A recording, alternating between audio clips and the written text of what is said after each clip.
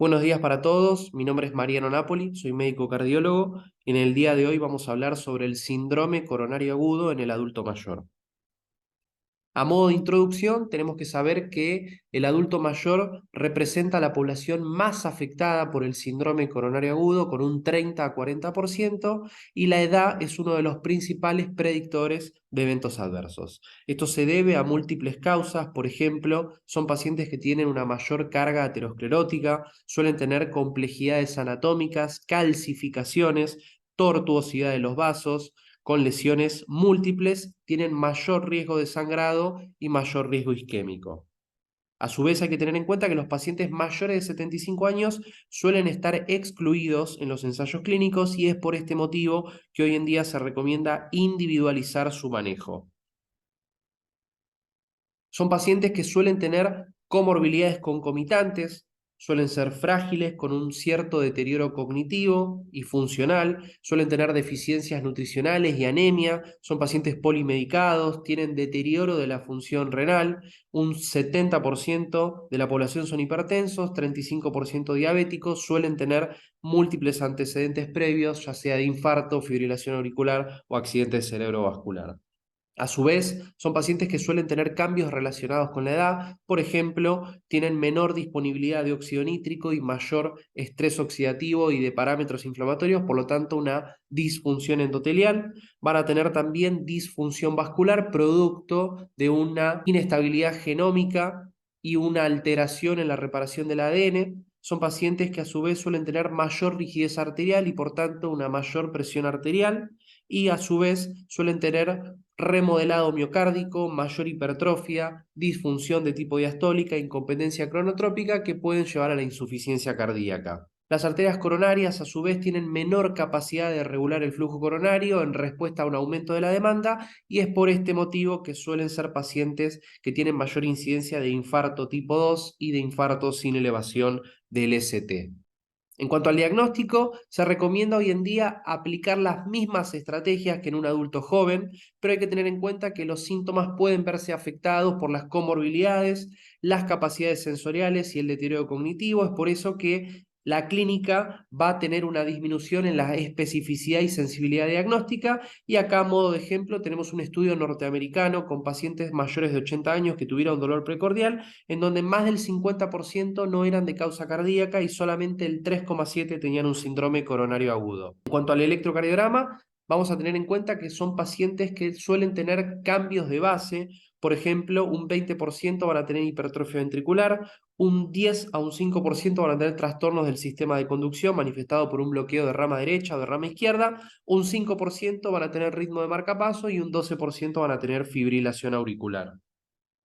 En cuanto al laboratorio y la troponina ultrasensible, sabemos que aporta sensibilidad al diagnóstico, pero hay que tener en cuenta dos cosas. Una es la elevación crónica que se va a producir por la fibrosis y los cambios progresivos en la estructura del ventrículo izquierdo y las fluctuaciones en los niveles de troponina producto del deterioro de la función renal relacionado con la misma edad, los cambios hormonales, por ejemplo, la menopausia en la mujer y los cambios en la composición corporal. Es por este motivo que es muy importante evaluar los patrones de ascenso y descenso de troponina ultrasensible. Una vez que tenemos la historia clínica, el examen físico, el electro, el laboratorio con troponina ultrasensible, debemos estratificar el paciente y contamos con múltiples scores. Primero teníamos el score de TIMI, que hoy en día es más utilizado el score de Grace para evaluar el riesgo isquémico, y luego el score de Crusade para evaluar el riesgo de sangrado. En aquellos casos donde se haya hecho un rule out con la troponina ultrasensible, pero aún tenemos una sospecha baja o intermedia de enfermedad coronaria,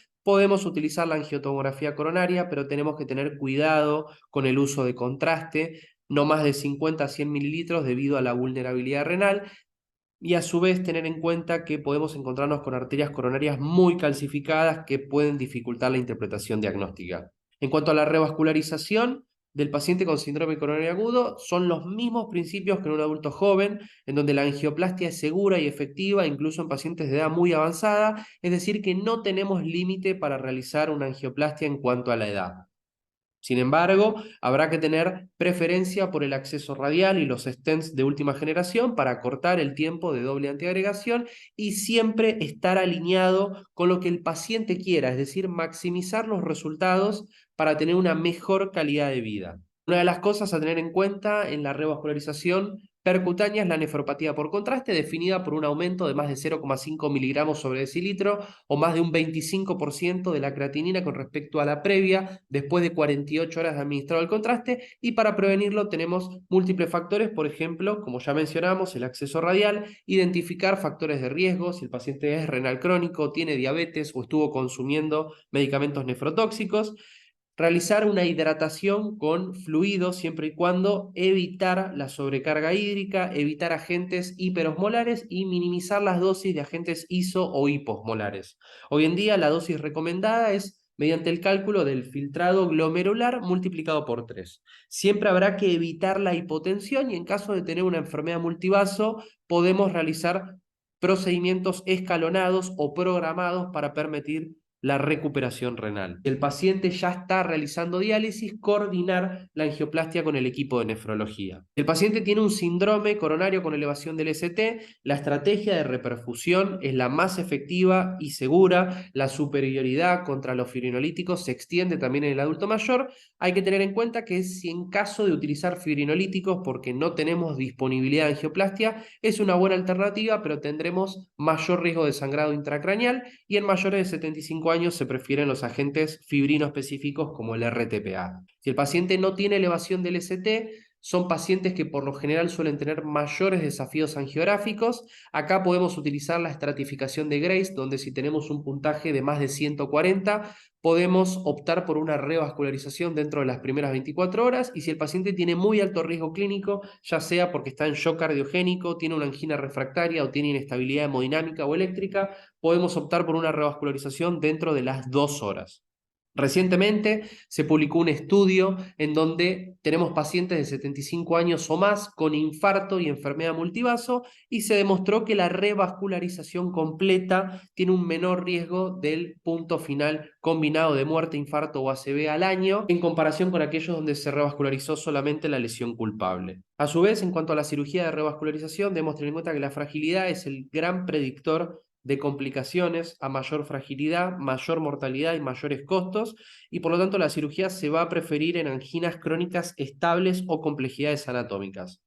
Los dos scores que se utilizan son fundamentalmente para definir fragilidad, el score de Rockwood y el score de Charleston. En los pacientes que tienen shock cardiogénico siempre se va a recomendar la revascularización inmediata del vaso culpable y siempre hubo una controversia respecto de la revascularización completa. En el shock trial, por ejemplo, no hubo grandes beneficios y siempre hay que tener en cuenta la anatomía, la fragilidad del paciente y las comorbilidades. No es lo mismo tener un infarto inferior con oclusión de la coronaria derecha y luego al estudiar la coronaria izquierda nos encontramos con una lesión proximal y ostial de la DA que una lesión distal no revascularizable de la CX. En cuanto a la farmacoterapia en el adulto mayor, el tratamiento médico va a ser similar al del adulto joven, pero hay que tener en cuenta que son pacientes que tienen mayor riesgo aterotrombótico, mayor riesgo de sangrado y va a haber un cambio tanto en la farmacodinámica como cinética de las drogas. En cuanto a la farmacocinética, son pacientes que suelen tener disminución del citocromo P450 y de la glicoproteína P, por lo tanto va a haber una alteración de la concentración plasmática de proteínas que van a estar disminuidas y esto va a generar un aumento de las concentraciones séricas de las drogas y por tanto mayor riesgo de toxicidad. Unos ejemplos clásicos son los anticoagulantes, los beta bloqueantes y la amiodarona y las estatinas. Otro ejemplo son los anticoagulantes directos que son eliminados por vía renal y la dosis habrá que ajustarla según la tasa de filtrado glomerular y hoy en día conviene evitarlas en pacientes que tienen enfermedad renal crónica severa o en diálisis. A su vez, el adulto mayor va a tener una disminución en la sensibilidad de los vasoreceptores carotídeos, por lo tanto mayor riesgo de bradicardia con beta bloqueantes, bloqueantes cálcicos y amiodarona. En cuanto al tratamiento antiagregante de un paciente con síndrome coronario agudo, por lo general se realizan 6 a 12 meses de doble terapia antiagregante.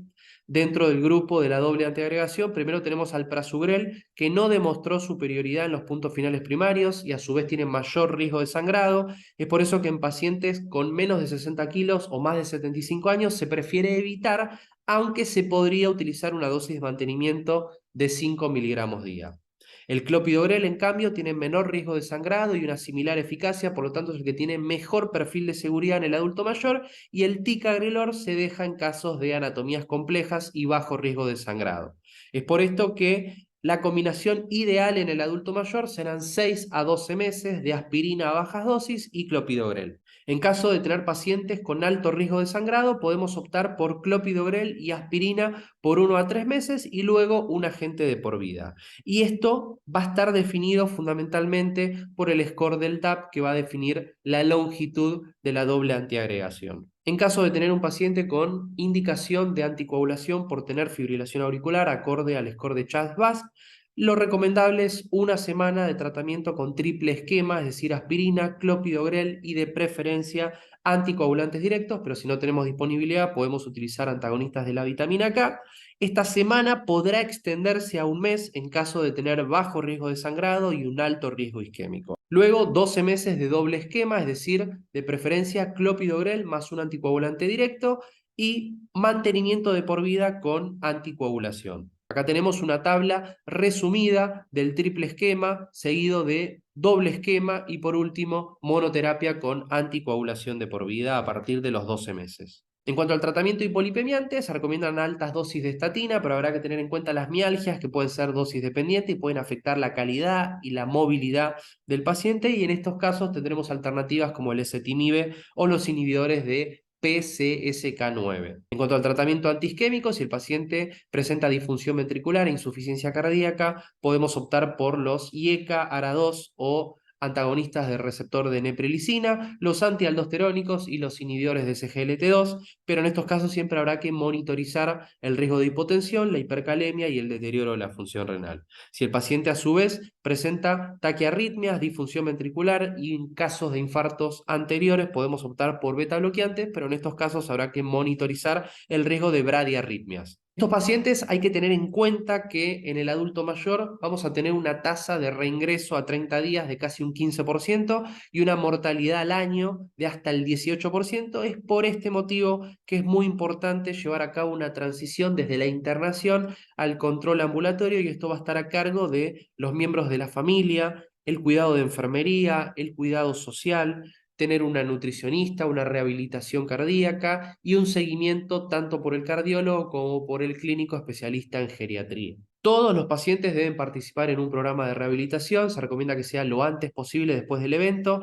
y habrá que evaluar al paciente, tener un manejo y un seguimiento y un control de los factores de riesgo, asesorar sobre la actividad física, la nutrición, la cesación tabáquica, la educación del paciente y el apoyo psicosocial. Finalmente, tenemos un caso clínico donde tenemos un paciente de 85 años con antecedentes de hipertensión, diabetes y fibrilación auricular anticoagulada que ingresa a la guardia por dolor precordial. Al examen físico presenta tendencia a la hipotensión y signos de sobrecarga.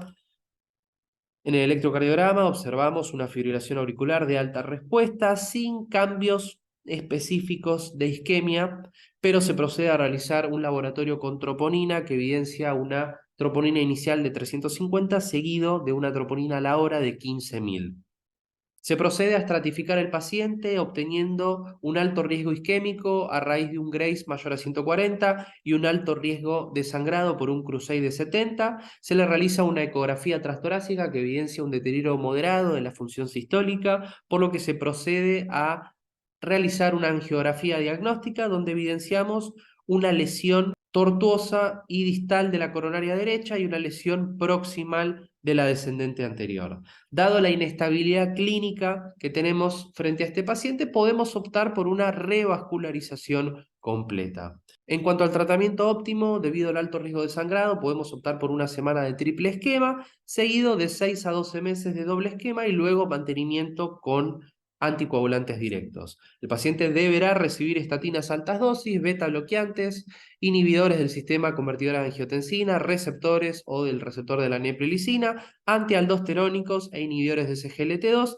y siempre habrá que monitorizar el riesgo de hipotensión, hipercalemia, deterioro de la función renal y el riesgo de bradiarritmias. A modo de conclusiones, podemos decir que en ausencia de evidencia sólida, las decisiones en el adulto mayor siempre deberán individualizarse en función del riesgo isquémico y hemorrágico, la esperanza de vida, las comorbilidades, la calidad de vida del paciente, la fragilidad, el deterioro cognitivo y funcional, la preferencia del paciente, que es muy importante, los riesgos estimados y beneficios de una estrategia invasiva, y es por esto que debemos integrar el riesgo geriátrico en el tratamiento del síndrome coronario agudo, teniendo un enfoque en el diagnóstico, la farmacoterapia, la estrategia de revascularización, la prevención de eventos adversos y la planificación de la atención de transición. Muchas gracias.